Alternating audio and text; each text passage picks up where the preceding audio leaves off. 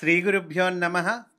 శ్రీమద్భాగవతమునకు మాస్టారు ప్రసాదించిన వివరణను చెప్పుకుంటూ ఉన్నాము. అందులో భాగంగా కథా సంవిధానము అనే అంశంలోనికి మనము ప్రవేశిస్తూ ఉన్నాము. మాస్టారు చెబుతూ ఉన్నారు, కథను కూర్పు చేయుట విషయమున ఇతిహాస పురాణములకును కావ్యములకును నడుమ స్వభావ భేదము చాలా ఉన్నది. కావ్యములందు పాత్రపోషణము, సంభాషణము, రసపోషణము, అలంకారము, ధ్వని మున్నగునవి ప్రధానము. కనుక వీనిని అనుసరించియే కథ చెప్పు తీరు ఉండును. అంతకన్నా విశాలముగా ఉండుటకు వీలు లేదు. ఇతిహాస పురాణములు రచించుటకు వేద సంప్రదాయమే మేలుబంతి. ఇందు శాశ్వత సత్యమును అనుసరించి సృష్టి సత్యములు, వానిని అనుసరించి మనస్సు మొదలగు వాని స్వభావములు, వ్యక్తుల ప్రవర్తనలు సంవిధానము చేయబడును. దీనిని అనుసరించి కథను కూర్చుకొనుట ఉండును. కనుక వీని కథ ప్రణాళిక అనంతమైన విశాలత్వము కలది. భాగవతమున గల కథా సంవిధానము దర్శనాత్మకముగా ఉండును. ఏ ఘట్టము దేనిని దర్శనము చేయించునో, ఏ దర్శనము తరువాత దేనిని చేయించినచో భగవంతుని దర్శనము సిద్ధించునో ఆ పరమ ప్రయోజనమును అనుసరించి ఇందలి ఘట్టములు కూర్పు చేయబడినవి. చాలా చక్కటి ఆర్డర్ అండి, చాలా సైంటిఫికల్ ఆర్డర్. దీని వెనుక ముందులు పరిశీలించు సద్భావము, భక్తి గౌరవములు, శ్రద్ధయు లేనిచో అశ్వత్థామను అవమానించిన ఘట్టము మున్నగునవి కథాగతికి అనావశ్యకములు అనిపించును. మనకి ఆ భక్తి గౌరవములు, శ్రద్ధ లేకపోతే ఇక్కడ ఎందుకు ఈ అశ్వత్థామ ఘట్టము అనావశ్యకం కదా అనిపిస్తుందండి. వెనుక ముందులు పరిశీలించు సద్భావము, భక్తి గౌరవములు, శ్రద్ధ లేనప్పుడు అంటున్నారు. పరిశీలింపవలసినది సృష్టిలోనూ ద్రష్టలోనూ గల సహజత తప్ప పండితులు నిర్ణయించిన కావ్య లక్షణములు కావు. భారతమున గాని భాగవతమున గాని గ్రంథారంభమునందు ఒక చక్కని నియమము కనిపించును. గ్రంథమునందలి కథ జరిగిపోయిన తరువాత కాలము నుండి గ్రంథారంభము జరుగును.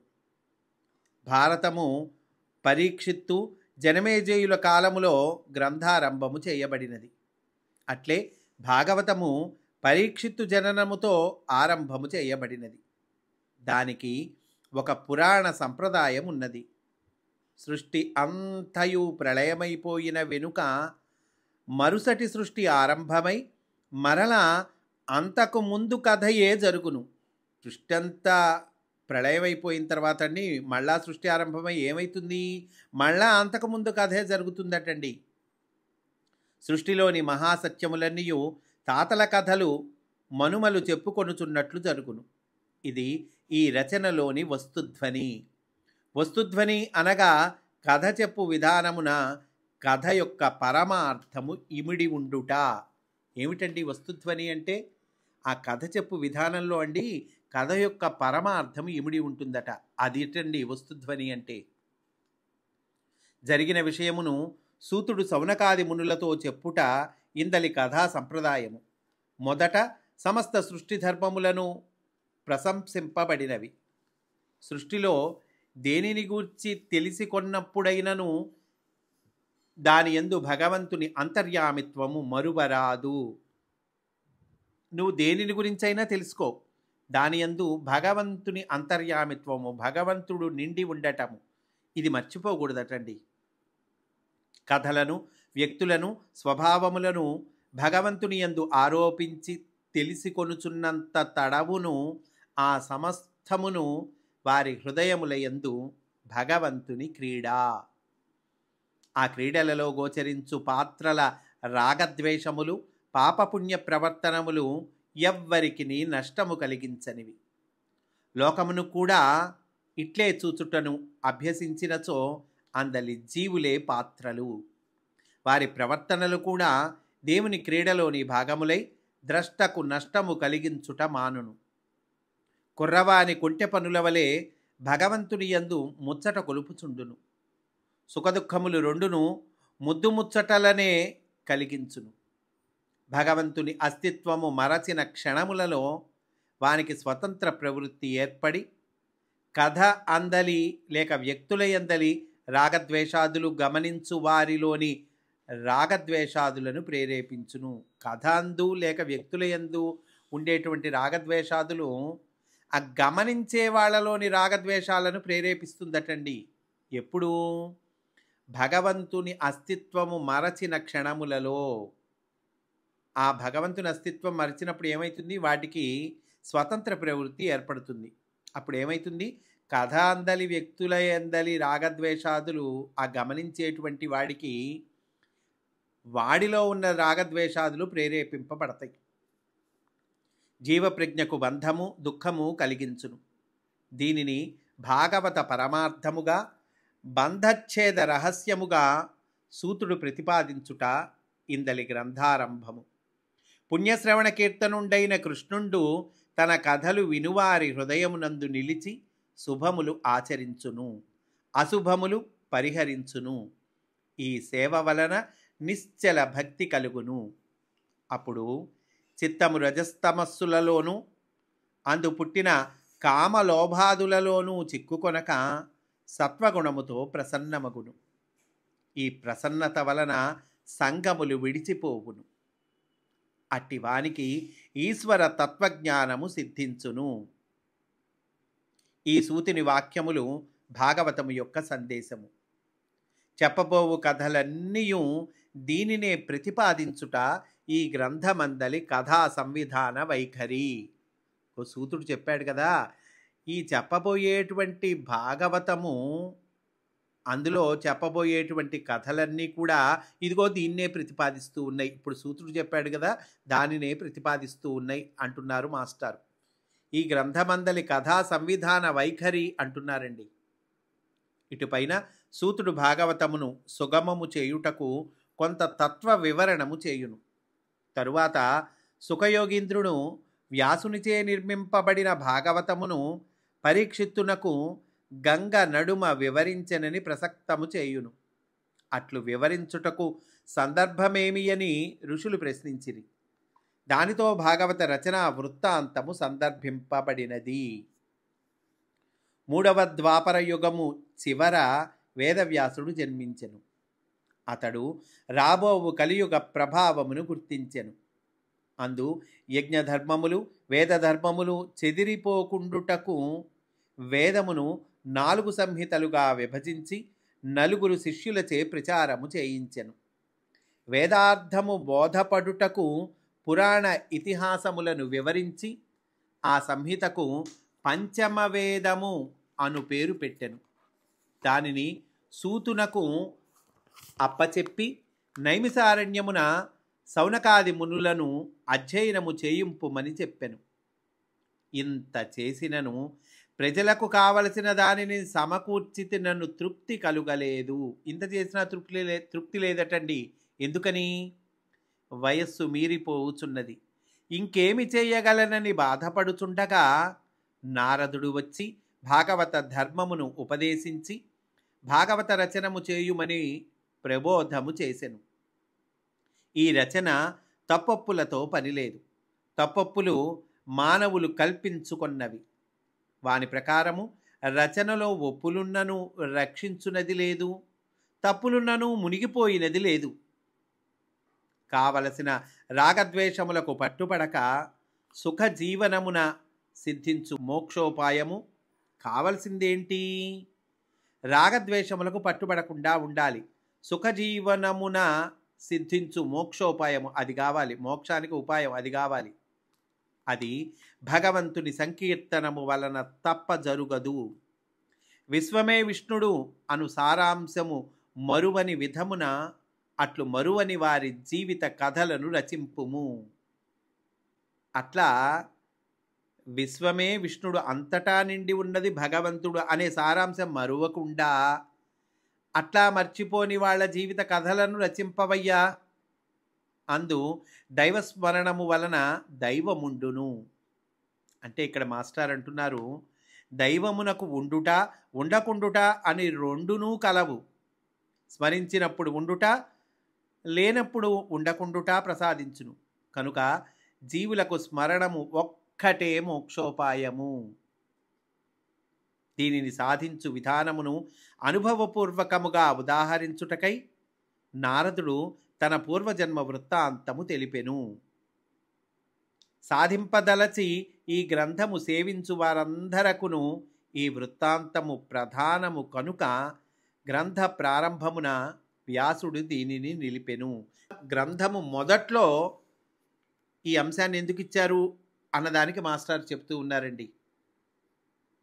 నిత్య జీవితమున స్మరించుటకు ప్రయత్నము జరుగుచున్నప్పుడు కష్టసుఖములు కలుగుచుండును. వానియందు కూడా దైవమునే చూడవలెను. భగవంతుణ్ణి స్మరించాలంటున్నారు, బాగుండదండి, కానీ కష్టసుఖాలు కలుగుతున్నాయి అంటే కదా అని అంటే కనుక ఆ కష్టసుఖాల యందు కూడా దైవమునే చూడవలెను అంటున్నారండి. దీనివలన విఘ్నములు తొలగును. అట్టి వానికి కష్టములు దుఃఖములు కావు. మనస్సునకు అంటిన వానికి దుఃఖములగును. దుఃఖము వలన జీవులు తప్పుకొనుటకు యత్నము చేయుటలో కర్తవ్యమును మరతురు. కర్తవ్యాన్ని మర్చిపోతారు. ఎప్పుడు? దుఃఖము వలన జీవులు తప్పుకోవటానికి ప్రయత్నం చేయటంలో కర్తవ్యాన్ని మరుస్తారు. దానితో కర్మబంధము, స్వధర్మ భ్రష్టత ఏర్పడును. అది కలుగకుండా ఆపదల సన్నివేశముల యందు కూడా దేవుని అస్తిత్వము స్మరించుటను అభ్యసింపవలెను. కష్టాలు వచ్చినప్పుడు కూడా భగవంతుడి అస్తిత్వాన్ని స్మరించాలండి. అది అభ్యాసం చెయ్యాలంటున్నారు. దీనికి ఉదాహరణముగా పుత్రుడు చనిపోయినప్పుడు ద్రౌపది ఎట్లు ప్రవర్తించెనో నిరూపింపబడినది.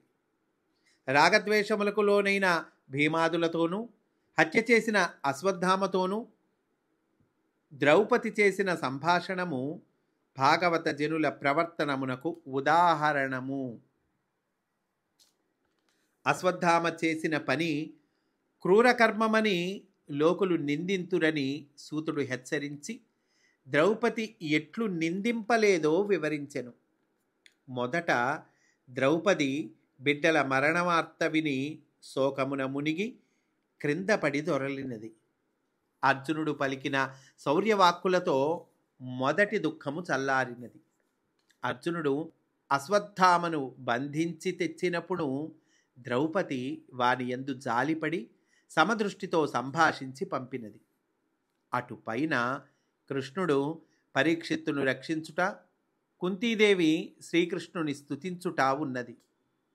జీవులకు ఆపదలు దైవమును స్మరింపచేయుటకు వచ్చుచుండునని కుంతి సూచించినది. ఇటుపైన భారత యుద్ధమున తాను హింసకు కారకుడనైతినని ధర్మరాజు దుఃఖించును. తన వలన జరిగిన పనికి తాను కర్తననుకొనుట అహంకారము. మన వల్ల జరిగిన పనికి మనమే కర్తలనుకోవటం అహంకారం అంటున్నారండి మాస్టారు. దానితో దుఃఖము కలుగునని తెలుపుటకు ఈ సన్నివేశము చెప్పబడినది. ధర్మజుని అహంకారము తొలగుటకై భీష్ముడు ధర్మోపదేశము చేయును. సకల ధర్మములను తెలిపిన వెనుక చిట్ట చివరకు ధర్మ సమన్వయ స్వరూపుడైన శ్రీకృష్ణుని స్తుతించి భీష్ముడు మనస్సున కృష్ణుని రూపొందించుకొని కన్నులతో అతనినే చూచుచూ శ్వాస తన యందు లయము చేసి తాను విశ్వాత్మునిలో కలిసెను. పరమభాగవతమూర్తి చరమ సాధన ఎట్లో ఇందు తెలుపబడినది. చనిపోవుట కాక దేహము విడుచుటకు అర్థము నిరూపింపబడినది. చనిపోవటం వేరు, దేహం విడవటం వేరండి. చనిపోవటం కాక దేహం విడవటానికి అర్థం ఏమిటో అదిగో నిరూపింపబడింది అంటున్నారు. భగవంతుని అస్తిత్వము గుర్తింపచేయుటకై శ్రీకృష్ణుడు ద్రౌపదికి ఒక విధముగను, కుంతికి ఒక విధముగను, ధర్మజునికి ఒక విధముగను, ఉత్తరకు ఒక విధముగను, భీమునికి ఒక విధముగను, అర్జునునకు ఒక విధముగను, అశ్వత్థామకు ఒక విధముగను సంబంధించి ఉండుట అంటే ఒక్కొక్కళ్ళకు ఒక్కో విధంగా సంబంధించి ఉండటం అండి. అట్లా ఉండటము పై ఘట్టములలో అతని క్రీడగా వర్ణింపబడినది. ఇదంతా కృష్ణ పరమాత్మ క్రీడండి. తనకు మాత్రమే వీరెవ్వరును వేరువేరు విధముగా సంబంధించి లేరు. తానొక్కొక్కరికి ఒక్కొక్క విధముగా సంబంధించి ఉన్నాడు. తనకు వారితో గల సంబంధము ఒక్కటే. భగవంతుడికి ఈ జీవులతో గల సంబంధం ఒకటే అండి. ఏమిటది? అది జీవేశ్వరుల సంబంధము. తను ఆశ్రయించిన వారికి తన అస్తిత్వము నొసగుటకే ఈ సంబంధము. దీనిని మరొక విధముగా సమన్వయించి చెప్పుటకు కృష్ణుని ద్వారకా నగరాగమనము వర్ణింపబడినది. కృష్ణుడు ద్వారకకి రావటము అది వర్ణించారండి చక్కగా. హస్తినాపుర వీధులలో చూచుచున్న పురజనులందరూ వాని బాల్య లీలలను వివిధముగా ప్రశంసించుకొనిరి. అతడు ద్వారకలో ప్రవేశించుచున్నప్పుడు ద్వారకావాసులందరూ బిడ్డల చందమున గద్గద స్వరమున సంభాషించుచు మ్రొక్కిరి. ద్వారక అనునది నవద్వారములు గల పురమగు శరీరమునకు సంకేతము. ద్వారకంటే ఏంటి? ఇదిగో నవద్వారములు గల ఈ పురము అంటే శరీరమే, మన శరీరమే. ఈ శరీరానికి సంకేతమే ద్వారక అంటున్నారు. శరీర ధర్మములకు సంబంధించినంత వరకు జీవులు దేవుని ఎట్లనుభవించుచున్నారు? ఒకరితో ఒకరికి గల సంబంధ బాంధవ్యముల రూపముననే అనుభవించుచున్నారు. కృష్ణుని ద్వారకా ప్రవేశము దీనిని నిరూపించును. అటు పైన మనం చెప్పుకుంటోంది ఏంటండి? కథా సంవిధానం. ఏ రకంగా ఈ కథను చక్కగా కూర్పు చేశారు అనేటువంటిది మాస్టారు వివరిస్తూ ఉన్నారు. అటుపైన కృష్ణుడు అంతఃపుర కాంతలను చూడబోవును. ఇందలి అంతఃపురము అంతరంగమునకు సంకేతముగా వర్ణింపబడినది. మన లోపల అంతరంగం ఉంది కదండి, అదే. అందు జీవుడు భగవంతునితో ప్రేమ అను మధురమైన సంబంధము కలిగి ఉండును. కనుక జీవులందరూ భార్యలు. జీవులంతా కూడా భార్యలండి. మరి పురుషుడు పతి ఎవరు అంటే భగవంతుడు ఒక్కడే. కనుక జీవులందరూ భార్యలు. వీరు 16,108 మంది. ఎంతమంది అండి భార్యలు? ఈ జీవులందరూ ఎంతమంది అండి? 16,108.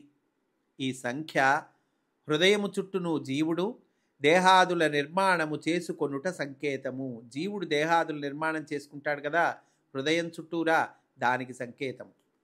అంటే 16 కళలు, 1000 భగవంతుని శీర్షములు.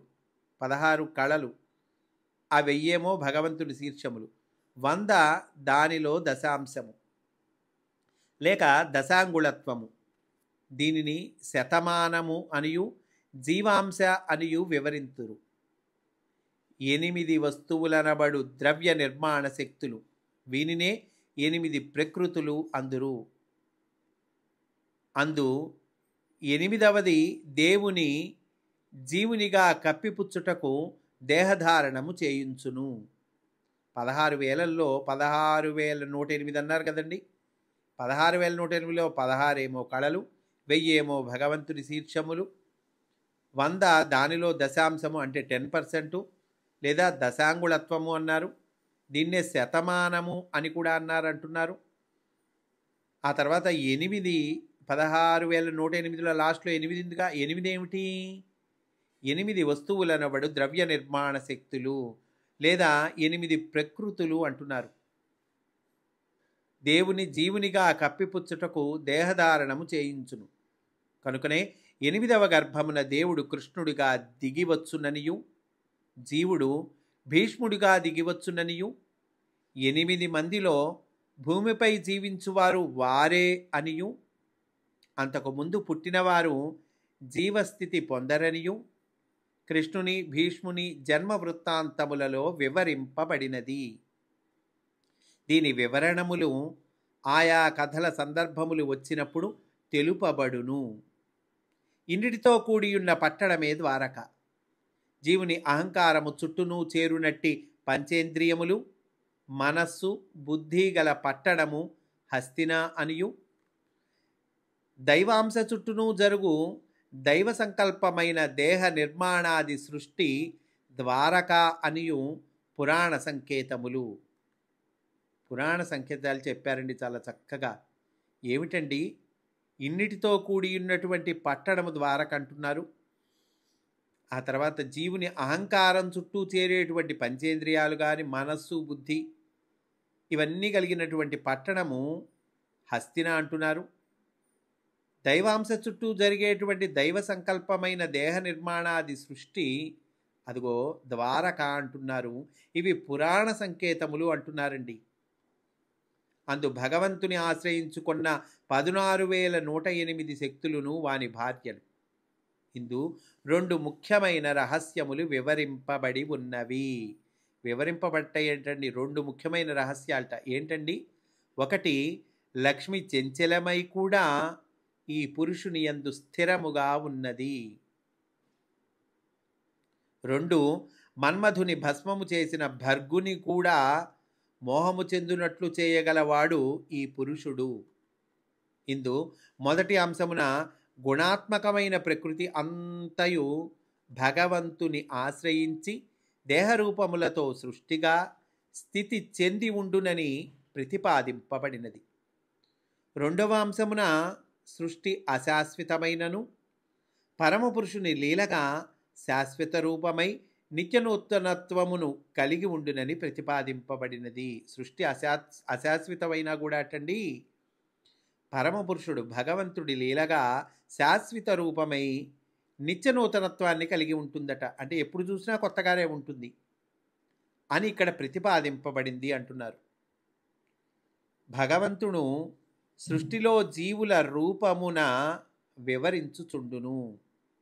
జీవుడు జీవుని చూచినప్పుడు లోకసామాన్యుడని తలచి అజ్ఞానమున పడును.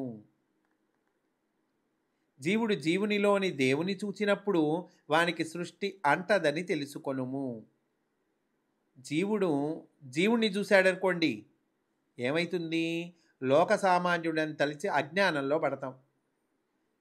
అంటే జీవుణ్ణి చూసినప్పుడు ఆ ఏదైనా ఎవరినైనా చూసినప్పుడు జీవుణ్ణే చూసామనుకోండి, వాడిలో ఉన్న జీవుణ్ణి చూశామనుకోండి అజ్ఞానంలో పడతాం. కాదయ్యా, దేవుణ్ణి చూసినప్పుడు ఏమవుతుంది? వానికి సృష్టి అంటదని తెలుసుకొనుము అంటున్నారు. ఈ తెలివి వలన తాను దేవుడుగా ఉండును, తనకు సృష్టి అంటదు. అశ్వత్థామ ప్రయోగించిన బ్రహ్మశిరస్సు అను అస్త్రము వలన ఉత్తర గర్భమున ఉన్న శిశువు బాధపడెను. అంతే కదండి పాపం. వెంటనే వాని స్మరణలో భగవంతుడు స్మరించి వానిని బాధ నుండి రక్షించెను. ఆయన కృష్ణ స్మరణ చేస్తాడు. అప్పుడు ఏమైంది? భగవంతుడు వాని స్మరణలో భగవంతుడు స్మరించి వానిని బాధ నుండి రక్షించెను. ఈ ఘట్టమున జీవుడు గర్భస్థుడగుట, అతని మనస్సేర్పడుట, అతనికి కలుగు వేదన, అందు నిలిచి పిండోత్పత్తిని క్రమాభివృద్ధిగా కలిగించు భగవంతుని వాసుదేవ తత్వముగా వ్యాఖ్యానింపబడినవి. తల్లి ఏ బాధ కలిగినను కృష్ణుని స్మరించి ప్రార్థించుచుండుట పరిపాటి అయినది. ఆ ఉత్తర ఏ బాధ కలిగినా కృష్ణుణ్ణి ప్రార్థించేదిటండి, కృష్ణుణ్ణి స్మరించేదిట. అది ఆమెకి పరిపాటి అయింది, అలవాటైపోయింది. దాని ప్రభావమున ఉత్తర గర్భమున ఉన్న శిశువునకు బాధ కలిగినప్పుడు అదే రూపము, అదే ధ్యానము అప్రయత్నముగా అబ్బినవి. తల్లికున్న లక్షణం ఆ లోపల గర్భంలో ఉన్న శిశువుకు వచ్చింది. గర్భమునున్న శిశువుకి ఆ శిశువునకు కూడా బాధ కలిగినప్పుడు అదిగో అదే రూపం, ఆ కృష్ణ రూపమే, అదే ధ్యానము అప్రయత్నంగా అబ్బినయిట. బిడ్డలు పరమ భాగవతోత్తములుగా జన్మించుటకు తల్లుల విష్ణుమయ చిత్తవృత్తియే కారణమని ఈ ఘట్టము అట్లా నిరూపించుచున్నది. ప్రహ్లాదాదుల జన్మయందు కూడా ఈ అంశముకు ఎత్తింపబడినది. మరియు ఎవరి జన్మ వలన పరమధర్మ సంస్థాపనము జరుగవలసి ఉన్నదో వారు సంరక్షితముగా జన్మము స్వీకరించుటకు గర్భస్థులైన కాలము నుండియే దైవాంశ తోడ్పడుచుండునని తెలుపబడినది. దైవాంశ ఎప్పటి నుంచి తోడ్పడుతుందండి? గర్భస్థులైన కాలము నుండి అని ఇక్కడ తెలుపబడింది అంటున్నారు. పరీక్షిత్తు వలన గోవధ నిషేధము, మ్లేచ్చుల నిరోధము కలిని దమించుట, సుఖయోగి ముఖమున భాగవత ధర్మముని దీపింపచేయుట మున్నగు ధర్మ సంస్థాన కార్యక్రమములు దైవగతి యందు నిర్ణీతములు. ఇవన్నీ దైవగతి అండి, దైవగతి యందు నిర్ణీతములు ఇవన్నీ కూడా. కనుక పరీక్షిత్తు రక్షణమున అడుగడుగున వాసుదేవుని సహాయము నిరూపింపబడినది. పాపపుణ్యాదుల సంఘర్షణలో యావజ్జీవము గడిపిన జీవి చనిపోవునప్పుడు సంకల్పించినను మనస్సును బంధముల నుండి త్రెంపుకొనగలుగును. చనిపోయేటప్పుడు సంకల్పించినా కూడా మనస్సును అదిగో బంధాల నుండి త్రెంపుకోవచ్చటండి. ఈ త్రెంపునకు కావలసిన అనివార్య సాధనములలో మృత్యు ఒకటి. దానిని సద్వినియోగపరచుకొని పాపాత్ముడు కూడా అవసానమున బంధముల నుండి త్రెంపుకొనుట ఎట్లో తెలుపుటకై ధృతరాష్ట్రుడు వనమునకేగి దేహత్యాగము చేయుట అను ఘట్టము ఆ ఘట్టమున వర్ణింపబడినది. పాపాత్ముడు కూడా అటండి, పాపాత్ముడు కూడా అవసాన దిశలో అంటే అంత్యకాలంలో బంధముల నుండి త్రెంపుకోవచ్చట. ఎట్లా? అదిగో ధృతరాష్ట్రుడు వనాలకు వెళ్ళి దేహాన్ని త్యాగం చేయటము అనే ఘట్టంలో వర్ణింపబడినదయ్యా అంటున్నారు. సృష్టిలోనికి దిగి వచ్చిన జీవులు దేహము విడువవలసి వచ్చినప్పుడు తమకును తమతో సంబంధించిన వారికిని త్రెంపుకొనరాని దుఃఖము కలుగును. దీని నుండి తరించు మార్గము తెలివితో గ్రహించి ఉపదేశింపవలెను కానీ సుఖదుఖములు ఉండరాదని వేదాంత మార్గమున కోపించి లాభము లేదు.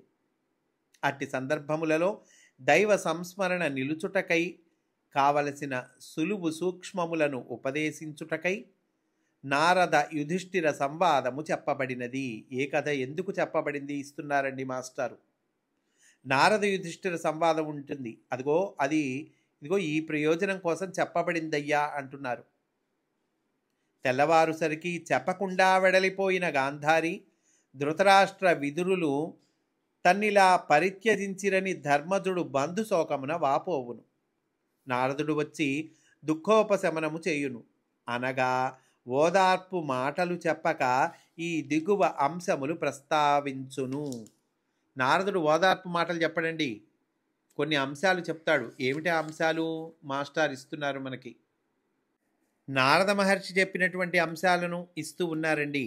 పాయింట్స్ వైజ్ ఇచ్చారు చక్కగా. మొదటి పాయింటు, విశ్వము సర్వము ఈశ్వరుని అధీనము. అతడు జీవులను ఒకదానితో ఒకటి చేర్చుచు చేర్చటము విడదీయటం అండి. జీవులను కొంతమందిని ఒకచోట చేర్చటం మళ్ళీ విడదీయటం, ఇది క్రీడగా నడుపుచుండును, ఆటగా నడుపుతాటండి. ఎడ్లకు ముక్కున చిల్లు పొడిచి అందుండి త్రాడు దూర్చి పనులయందు నియోగించినట్లు వాక్కు అను త్రాటిచే పేర్లు మొదలగు ముడులు పెట్టి అనేక సంబంధములతో దేవుడు జీవులను నడిపించును. ఇదొక పాయింట్. అంటే నారద మహర్షి బోధ చేస్తాడు కదండి. ఇది రెండోది. పిల్లలు గ్రచ్చకాయలు ఆడుకున్నప్పుడు వానిని కలుపుట విడదీయుట చేయుచుందురు. బంతి ఆట ఆడినప్పుడు బంతిని లాగుకొనుట త్రోసివేయుట కూడా చేయుచుందురు. బంతి కొరకై పరుగెత్తుటలో వారు కలిసి కొనుట విడిపోవుచుండుట చేయుదురు. అట్లే సమస్త జీవులను జీవుల రూపమున ద్రవములుగను దేహముల రూపమున చలములుగను క్రీడ జరుగుతూ ఉంటుందండి. ఇకపోతే మూడో పాయింట్, ఇరువురు కొండ చిలువచే మృంగబడినప్పుడు అందొకడు మరి ఒకనిని బయటికి లాగలేడు. అంటే కనుక ఇద్దరు కొండ చిలువతే ఇద్దరు మింగబడుతూ ఉన్నారండి. కొండ చిలువ వచ్చి ఇద్దరిని మింగుతూ ఉంది స్లోగా. అలాంటి పరిస్థితుల్లో ఒకడింకోడని బయటికి లాగలడండి? లాగలేడు. ఇద్దరు మింగబడుతున్నారుగా, ఎట్లా లాగలుగుతాడు? అట్లే కాలము కర్మము గుణములు అనువానిచే అనుక్షణము మృంగబడుచున్న శరీరములు మరి ఒకరిని రక్షింపలేవు. ఇకపోతే నాలుగో పాయింట్, చేతులు గల మానవులకు చేతులు లేని జంతువులు ఆహారము, కాళ్ళు గల జంతువులకు కాళ్ళు లేని వృక్షములు ఆహారము, పెద్ద జంతువులకు చిన్న జంతువుల ఆహారము. జీవికి జీవియే జీవనోపాధి. ఇన్ని రూపములలో అనుభవించువాడు అనుభవింపబడువాడుగా బహిరంతరముల భేదమున ఈశ్వరుడు నానా విధములుగా క్రీడించుచున్నాడు. అందలి రూపములలో ఒకడు తల్లిదండ్రులే ఏమయ్యారో అని దుఃఖించి లాభము లేదు. ధర్మరాజు దుఃఖపడుతూ ఉన్నాడు కదండి, అందుకని చెప్తూ ఉన్నాడు. ఏమయ్యా అనేక రూపాలు, ఒక రూపం అందులో అందలి రూపాల్లో ఒకడు అయ్యో తల్లిదండ్రులు ఏమయ్యారో అని దుఃఖించి లాభము లేదు. అన్నిటి యందు కాలస్వరూపమైన విష్ణువును స్మరించుచునే వ్యాకులత్వము నుండి తొలగవలెను. భార్యతో వనములకు పోయిన ధృతరాష్ట్రుడు హిమవత్పర్వత సమీపమున ఒక పుణ్యప్రదేశము చేరుకొని యోగమార్గమున నిలిచి యోగాగ్నిలో భార్యతో కూడా దగ్ధమైపోవును. విదురుడు తీర్థయాత్రలకు పోవును. ఈ భవిష్యద్వృత్తాంతమును చెప్పి నారదుడు ధర్మజుని విడిచి వెడలిపోవును.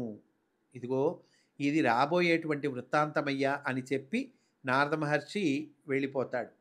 ఇంతలో దుర్నిమిత్తములు కనిపించుట, ధర్మరాజు దిగాలు పడుట, అర్జునుడు ద్వారక నుండి వచ్చి కృష్ణుని నిర్యాణ వృత్తాంతము చెప్పుట, ధర్మరాజు పరీక్షిత్తునకు రాజ్యమిచ్చి తమ్ములతో భార్యతో తిరిగి రాని ప్రయాణమున బయలుదేరుటయు తరువాత ఘట్టము.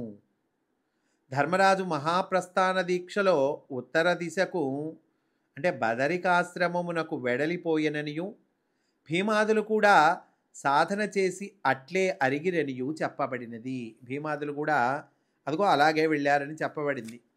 అంటే కథా సంవిధానం అండి, లోపల కథలో అలా ఉంది. విదురుడు హరియందు చిత్తము చేర్చి శరీరము విడిచి ధర్మస్థానమును చేరుకొనెను. ఈ వృత్తాంతము భారతమున ఇట్లు చెప్పబడినది. ఇదే వృత్తాంతం భారతంలో ఎలా చెప్పారు? మాస్టారు చెబుతూ ఉన్నారు. ధృతరాష్ట్రుడు, గాంధారియు, కుంతియు ధర్మజునికి చెప్పి ప్రజల అనుజ్ఞ తీసుకొని ఆశ్రమవాసమునకు పోయిరి. 1 సంవత్సరము ఆశ్రమవాసమును చేసిరి. ఎడబాటు భరింపలేక ధర్మరాజు పరివారముతో చూడబోయి కొన్ని దినములుండి వచ్చెను. అందుకనాడు వ్యాసుడు వారిని చూడవచ్చి ధృతరాష్ట్రుని మీద జాలిపడి ఒక మంచి కోరిక కోరుమనెను. ఎంత దుస్తరమైనను తీర్చెదనెను. ధృతరాష్ట్రుడు యుద్ధ సమయమున చనిపోయిన బంధువులందరినీ ఒక్క మారు చూపుమనెను. రాత్రివేళ వ్యాసుడు అందరినీ గంగానదిలో నిలబెట్టి సూక్ష్మలోకములకు ఉద్ధరించి అందరికిని దుర్యోధనాదులందరి సాంగత్యమును కల్పించెను. చనిపోయిన వారి భార్యలు కూడా భర్తల సాన్నిధ్యమును అనుభవించిరి. తెల్లవారుసరికి అంతయు ఇంద్రజాలమని తెలిసినది.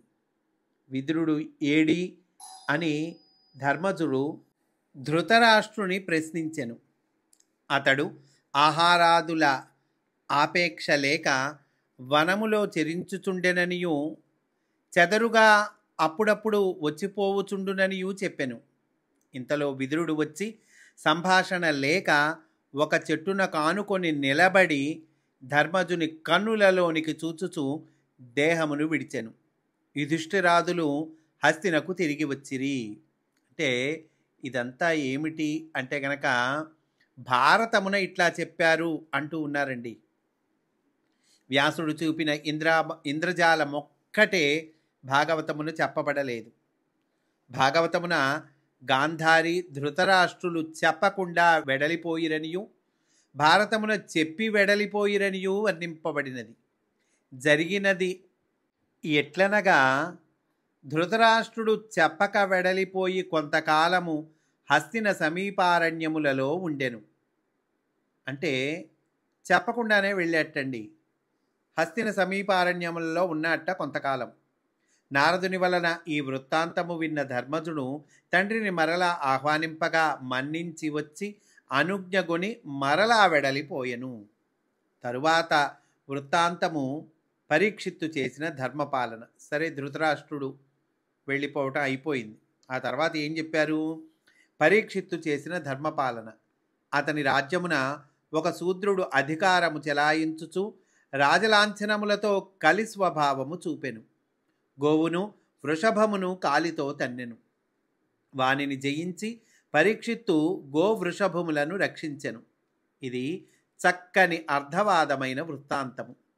ధర్మదేవుడు వృషభము వలెను, భూదేవి గోవు వలెను చెరించుచుండగా ఈ వృత్తాంతము జరిగెను. వేద సంప్రదాయమును అనుసరించి సూర్యుడు వృషభముగను, భూమి ధేనువుగను ఉపమానము చేయబడెను. సూర్యకిరణముల నుండియే సకల జీవుల సర్వపదార్థముల గుణముల ధర్మములు పుట్టి వర్తించును.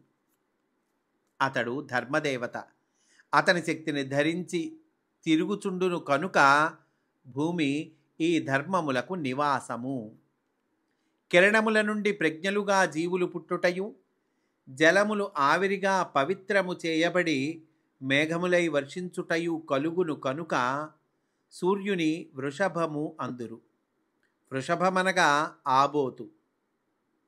జలముల సహాయమున విత్తనము రూపమున జీవులను గర్భధారణము చేయును కనుక భూమిని గోవు అందురు. ఈ మొత్తము జరుగుతున్న వ్యూహము ఫలితము ఆశించున్నది కాదు కనుక యజ్ఞము అనబడును. ఫలితం ఆశించట్లేదు కదండి, అందువల్ల ఈ మొత్తం జరుగుతున్న వ్యూహముని ఏమంటారు? యజ్ఞము అంటారు. యజ్ఞము అనబడును అంటున్నారు. దానిని అనుసరించి మానవుడు చేయు పని కూడా యజ్ఞమనబడును. 4 వర్ణముల వారి సత్ప్రవర్తనము పై చెప్పిన మార్గములలో సమన్వయించుకొన్నచో యజ్ఞార్థకర్మ లేక యజ్ఞ పరిరక్షణము అనబడును. వర్షము విత్తనములకు సమన్వయించిన ఈ ధర్మమునకు భంగకరముగా ప్రవర్తించుట కలిధర్మం అనబడును. ఈ ధర్మానికి భంగకరంగా ప్రవర్తించటం అది ఏమిటండి? అదిగో అది కలిధర్మమయ్యా అంటున్నారు. శూద్రుడనగా పొట్ట కోసము ధర్మాదులు ఆచరించువాడు. అట్టి కలిధర్మము పుట్టు లక్షణములు పొడగట్టగా ఆ కలి లక్షణాలు, కలిధర్మము పుట్టేటువంటి లక్షణాలు పొడగట్టినయండి. పరీక్షిత్తు నిగ్రహించి యజ్ఞ సంరక్షణము చేసి రాజ్యమును పాలించెను. పరీక్షిత్తు భాగవతోత్తముడై వర్తించియు ఒకనాడు వేటకు పోవుట, దప్పికతో శమీకముని ఆశ్రమము చేరుట, ధ్యానమున ఉన్న ముని తన దప్పిక తీర్చలేదని కోపించి ఒక చచ్చిన పామును వాని మెడలో ఉంచిపోవుట, మునికుమారుడగు శృంగి కోపించి 7 దినములలో పరీక్షిత్తు సర్పదష్టుడై చనిపోవునని శపించుట, శమీకుడు మిక్కిలి విచారించి పరీక్షిత్తునకు కబురు పంపుట వర్ణింపబడినవి. లోపల కథలో అవన్నీ వస్తాయండి. పరీక్షిత్తు పెద్దలనందరూ ఆహ్వానించి ప్రాయోపవేశము చేయుట, అతని కడకు దైవయోగమున పిలువకయే సుఖమహర్షి వచ్చుట చెప్పబడినది. ఇది ప్రథమ స్కందమందలి కథా సంవిధానము. ఇందు భాగవత కథ సుఖయోగీంద్రుని వలన లోకమునకు ఉపదేశింపబడుటకు కాలము కర్మము కలిసి వచ్చిన విధానము చూపబడినది. అన్ని ధర్మములు తెలిసిన పరీక్షిత్తు అట్లేల ప్రవర్తించననగా కోపము సంస్కారమును మరుగుపరుచును. ఏవండి, పరీక్షిత్తు అట్లా చేయటం ఏంటండి? అన్ని ధర్మాలు తెలిసినవాడు కదా అంటే కనుక మాస్టర్ చెప్తూ ఉన్నారు, కోపము సంస్కారమును మరుగుపరుచును అంటున్నారండి. రాజులకు రజోగుణము పాలెక్కువ కనుక చివరి వరకు ధర్మ సంరక్షణముపై ఉన్న దృష్టి ఆత్మధర్మ సంరక్షణముపై ప్రసరింపకపోవుట అప్పుడప్పుడు సంభవమని ఈ ఘట్టము తెలుపుచున్నది. ధర్మ పరిరక్షణంపై, ధర్మ సంరక్షణంపై దృష్టి ఉంటుంది. ఆత్మధర్మ సంరక్షణము అంటే మనం చేయాల్సింది, మన లోపల ఉన్నటువంటి ధర్మ సంరక్షణము దానిపై ప్రసరింపకపోవటం అప్పుడప్పుడు సంభవం అని ఇదిగో ఈ ఘట్టం తెలుపుతూ ఉంది. ఎంతవారికైనను సాధన ఏమరపాటు చెందరాదని కూడా ఉపదేశము. ఇక శృంగి ఇచ్చిన శాపము. విష్ణుధర్మము అలవరచుకొనుటలో సాధన తపస్సు కాక వయస్సు యొక్క పరిపాకము కూడా ఎక్కువ మందికి ఆవశ్యకము. సాధన వలన తపశక్తి సహజముగా కలిగినను దానికిని ఆత్మధర్మమునకును సంబంధము లేదని కూడా తెలియచున్నది. తప్పు చేసిన వారిని శిక్షించుట వరకే బాలుని దృష్టి ప్రసరించినది. పాప శాపం ఇచ్చాడు కదండి చిన్నవాడు, అందువల్ల ఏమంటున్నారు, తప్పు చేసిన వాళ్ళని శిక్షించడం వరకే అతని దృష్టి ప్రసరించినది. ప్రజలను ధర్మ మార్గమున రక్షించుచున్నవాడు తప్పు చేసినచో దాని దోషము వానికొక్కనికే చెందును. వానిని శిక్షించినచో ప్రజలందరూ నిరాశ్రయులగుదురు. చక్కగా ధర్మాత్ముడైనటువంటి రాజు, అట్లాంటి రాజుని శిక్షిస్తే ఏమవుతుందండి? ప్రజలందరూ నష్టపోతారు, ప్రజలందరూ నిరాశ్రయులగుదురు. ఈ ధర్మము శమీకుని పాత్ర వలన విశదము చేయబడినది. తపస్వి, ఋషి, బ్రహ్మర్షి, రాజర్షి అనునవి వేరువేరు స్థితులు. శృంగి కేవలము తపస్వి, శమీకుడు బ్రహ్మర్షి, పరీక్షిత్తు రాజర్షి. అతడు తప్పు చేసినను శిక్షించు అధికారము శృంగికి లేదు. క్యాడర్స్ అండి. పరీక్షిత్తు మహారాజు ఆయన రాజర్షి, మరి ఈయనో ఈ శపించిన ఆయనో కేవలము తపస్వి అంటున్నారు.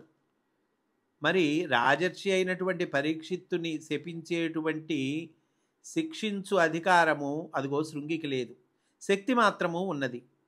ఇట్టి తావులందే విష్ణుధర్మము దెబ్బతినుననియు ప్రజలకు అనర్థములు వాటిల్లజేయు కలిధర్మమునకు దోహదము సిద్ధించుటయు కలుగును. తప్పు చేసిన వానిని శిక్షించుట సామాన్య ధర్మము. రాజర్షిని గాని బ్రహ్మర్షిని గాని ఒక తప్పు చేసినను శిక్షింపరాదనుట ధర్మ సూక్ష్మము. రాజర్షిని కానీ బ్రహ్మర్షిని కానీ తప్పు చేసినా శిక్షింపకూడదు అది ధర్మ సూక్ష్మం అంటున్నారండి. దీనిని ఎక్కువ మంది హర్షింపకపోయినను ఉల్లంఘించుట వలన కలుగు ఆపదలు ప్రజలకు చెందును. తప్పులు చేయుటలో కూడా రెండు విధములున్నాయి. దుష్టుడు వేరు, పొరపడిన వారు వేరు. రెండు రకాల తప్పులు చేయటంలో కూడా రెండు రకాలండి. ఏంటవి? దుష్టుడు చేసేటువంటిది ఒకటి, పొరపడిన వాళ్ళు చేసేటువంటిది ఒకటి. దుష్టుని వలన లోకకంటకత్వము ఏర్పడును. పొరపడినవాడు తాను నశించినను లోకమునకు హాని కలుగదు, మరియు వాని పొరపాటు లోకమును బాధ పెట్టదు. అతను పొరపాటు చేసినా అది లోకాన్ని బాధ పెట్టదటండి. శిక్ష అనున్నది స్వభావ పరిశీలనము వలన జరుగుటలో ధర్మముండును. చేసిన పనిని బట్టి మాత్రమే నిర్ణయించినచో దోషభూయిష్టము కావచ్చును. పరీక్షిత్తు చేసినది దోషమే, కానీ అతడు దుష్టుడు కాడు. చేసిన పని దోషమే, తప్పే అయ్యుండొచ్చు, కానీ అతడు మటుకు దుష్టుడు కాడు అంటున్నారండి. దీనిని దర్శించు కక్ష్య శమీకుని యందు ముద్రితమై ఉన్నది. పరీక్షిత్తు సామాన్యుడు కాడు. తప్పు చేసినంత మాత్రమున పెద్దలు కాకపోరు. ఆత్మధర్మమునకు వ్యతిరేకముగా ఒక్కొక్కప్పుడు రోషావేశాది మనోధర్మములు వర్తించును. అవి తాత్కాలికములు. వాని యందు పొరపాటులున్నవాడు దుష్టుడు కాడు. ఆత్మధర్మము ఇంకను మేల్కొనని స్థితిలో దుష్ట సంకల్పములు కలిగి జీవించువాడు దుష్టుడు. దురాచారములు కలిగి పాపములు చేసిన వాడైనను నా యందు భక్తి గలవానిని సాధువుగానే తెలియవలెను. అతడు నా అనుగ్రహమున త్వరలో ధర్మాత్ముడు కాగలడు అని కృష్ణుడు గీతలో చెప్పెను. ఏమని చెప్పాడండి గీతలో శ్రీకృష్ణుడు? దురాచారాలు కలిగినా కూడా, పాపములు చేసిన వాడైనా కూడా అదిగో నా యందు భక్తి కలవానిని, అంటే భగవంతుడి యందు భక్తి కలవానిని సాధువుగానే తెలియవలని అంటున్నాడు. అతడు నా అనుగ్రహమున త్వరలో ధర్మాత్ముడవుతాడు, కాగలడు అంటున్నాడు కృష్ణుడు గీతలో చెప్పెను. మరి ఒక తావున ఇట్లు చెప్పెను: ఈ సృష్టికి పైన ఎవ్వడు లేడనియు, కామయంత్రము వలన సృష్టి జరుగుచున్నదనియు, పాపపుణ్యములు లేవనియు నమ్మి దుష్ట సంకల్పములను పెంచువారు అసురులు. పైన ఏం లేదయ్యా, ఎవ్వరు లేరయ్యా, ఏదో ఒక యంత్రము జరుగుతోంది, ఆటోమేటిక్గా జరుగుతోంది, దానివల్ల పాపపుణ్యాలు లేవు అని నమ్మేవాళ్ళటండి దుష్ట సంకల్పములను పెంచువారు. అట్లాంటి దుష్ట సంకల్పాలని పెంచేటువంటి వాళ్ళు వీళ్ళు అసురులు అంటున్నారు. అంటే రాక్షసులండి. చాలా ఇంపార్టెంట్ పాయింట్ అండి ఇది. వారిని అసుర గర్భముల యందే మరల పుట్టించుచుందును. ఇట్లు దురాచారమునకు అసుర భావమునకును సంబంధము లేదు.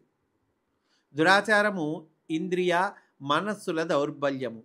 అది కలవారిని శిక్షించుట పెద్దల ధర్మము కాదు. శృంగి కుర్రవాడు, పై చెప్పిన ధర్మ విభాగము చేసుకొని పరిపాకము లేదు. పరీక్షిత్తు తిరిగి శిక్షింపగల సమర్థుడు, తిరిగి శపించగల సమర్థుడండి పరీక్షిత్తు. శృంగి కన్నా ఎక్కువ తపశక్తి పరీక్షిత్తునకు ప్రజాధర్మ సంరక్షణము వలన కలిగినది. ఎట్లా కలిగింది ఈయనకి ఈ తపశక్తి అంటే ప్రజాధర్మ సంరక్షణము అంటున్నారు. ఈ శక్తితోనే కలిని దమింపగలిగెను. స్వభావములను ఎరిగిన ధర్మాత్ముడకు పరీక్షిత్తు భాగవతోత్తముడు కూడా అగుటచే శృంగి శాపమును కూడా దైవలీలగా స్వీకరించి శపింపక తన కర్మఫలమును సంతోషముతో స్వీకరించెను. ఈ ప్రథమ స్కందమందలి కథా సంవిధానము నారదుని ఉపదేశముతో ఆరంభించి వ్యాసుని భాగవత రచనతో వ్యాప్తి చెంది సుఖయోగీంద్రుని ఆగమనముతో పరిపూర్తి చెందును. నడుమగల కథాఘట్టములన్నీ భగవంతుని లీలలుగా చదువుకొనదగినవి. ఎట్లా చదువుకోవాలండి? భగవంతుని లీలలుగా చదువుకోవాలి.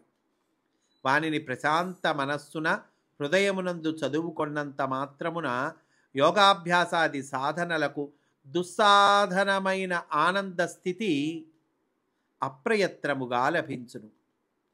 ద్రౌపది అశ్వత్థామను చూచి సంభాషించిన విధము, ఉత్తర కృష్ణుని శరణు వేడిన పద్ధతి, కుంతీదేవి చేసిన స్తుతి, భీష్ముడు ధర్మరాజునకు చేసిన ఉపదేశము, అవసానమున వనర్చిన కృష్ణుని స్థితి, ధృతరాష్ట్రుడు పొందిన వైరాగ్యము, పరీక్షిత్తు పొందిన వైరాగ్యము, వరుసగా నిత్య జీవితమందు భాగవత ధర్మమును పాటించు విధానము ఉపదేశించు క్రమమున సమకూర్చబడినవి.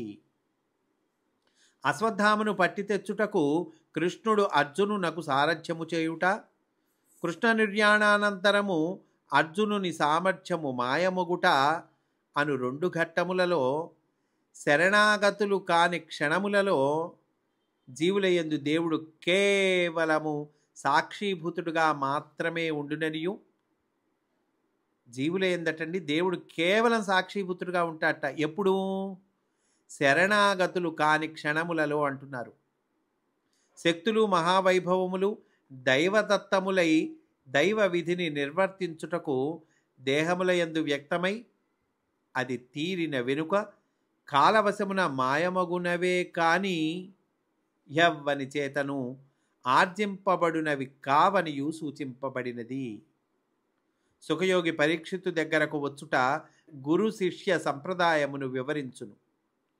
గురువు సమయము వచ్చినప్పుడు శిష్యుని కనుగొనును కానీ శిష్యుడు గురువుని కనుగొనలేడు. సమయం వచ్చినప్పుడు గురువే శిష్యుడిని కనుక్కుంటాడండి, అంతేకాని శిష్యుడు గురువుని కనుగొనలేడు. గురువు రాక అయాచితమైన దైవానుగ్రహ స్వరూపమే కానీ శిష్యుడు ఆశ్రయించి ఎన్నుకొనున్నది కాదు. పాత్రత చేకూర్చుకొనుటకై సత్కర్మాచరణము చేయుచు సమయమునకై వేచి ఉండుట మాత్రమే సాధకుడు చేయగలిగినది అని అంటూ ఎంతో చక్కగా ఈ కథా సంవిధానాన్ని మనకు అందించారండి మాస్టారు. ఈరోజు ఇక్కడితో పూర్తి చేసుకుందాము. రేపటి రోజున ప్రధానాంశముల వివరణము అనే అంశంలోనికి మనము ప్రవేశిస్తాము అని సవినయంగా మనవి చేసుకుంటూ స్వస్తి. వాసుదేవా.